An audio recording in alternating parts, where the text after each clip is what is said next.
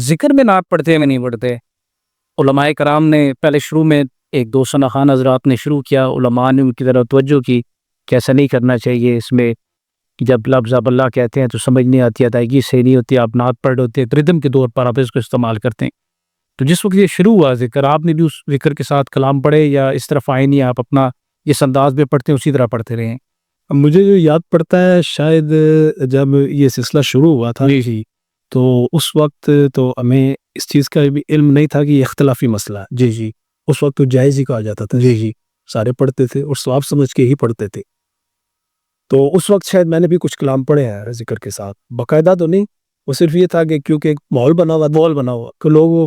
خواہش کرتے تھے، فرمائش کرتے تھے بھی کہ وہ فلاں کلام جو ہے وہ پڑھیں، تو وہ فلاں کلام جو ذکر کے ساتھ ہوتا تھا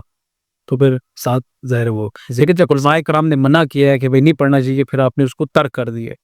جی ہاں، علماء نے اس پہ جب گفتگو فرمائی اور ہمیں پتہ چلا کہ اختلافی مسئلہ ہے، اور پھر شیخ طریقت امیر اہل سنت دامت برکاتہم اللہ علیہ آپ نے پورا رسالہ تحریر فرمایا جس میں ذکر والی نعت خوانی، تو اس میں آپ نے منع فرمایا کہ جو ہے اس انداز کو اختیار نہیں کرنا چاہیے۔ کیونکہ اوپر بھئی ہم بھی محافل میں ہوتے ہیں تو جب وہ ذکر کر رہے تھے، ہم سٹیج پہ بیٹھے ہوتے ہیں، اکثر ہمیں خود سمجھ نہیں لگ رہی ہوتی کہ جو پیچھے ذکر کر رہا ہے کیا کر رہا ہے بھئی، ایک ردم کے ساتھ بس اس کی آواز آ رہی ہوتی ہے کہ وہ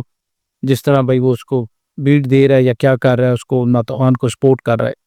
تو ماشاءاللہ آپ نے بڑا اسلوب بتایا کہ جب علماء کرام نے منع کیا تو آپ اس طرف سے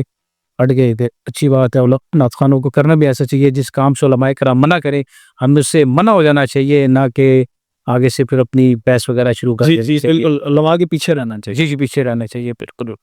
آخر میں کیا پیغام دیں گے ہمارے ناظرین کو جو ہمارا پروگرام دیکھ رہے ہیں، ان کے لیے، آپ کے چاہنے والے، ان کو کیا پیغام دینا چاہیں گے؟ میں پیغام کے حوالے سے عرض کروں گا، نبی پاک صلی اللہ تعالیٰ علیہ وسلم کی محبت اور نبی پاک صلی اللہ تعالیٰ علیہ وسلم کا طریقہ، اس سے ہمیں بڑا پیار کرنا چاہیے۔ سیرت مصطفیٰ صلی اللہ تعالیٰ علیہ وسلم کو اختیار کرنا،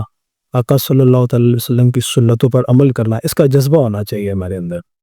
کیونکہ نبی پاک صلی اللہ تعالیٰ علیہ وسلم کی ذات ایک ایسی ذات ہے کہ جس کو فالو کر کے ہم دنیا میں اور آخرت میں بھی کامیاب ہو سکتے ہیں۔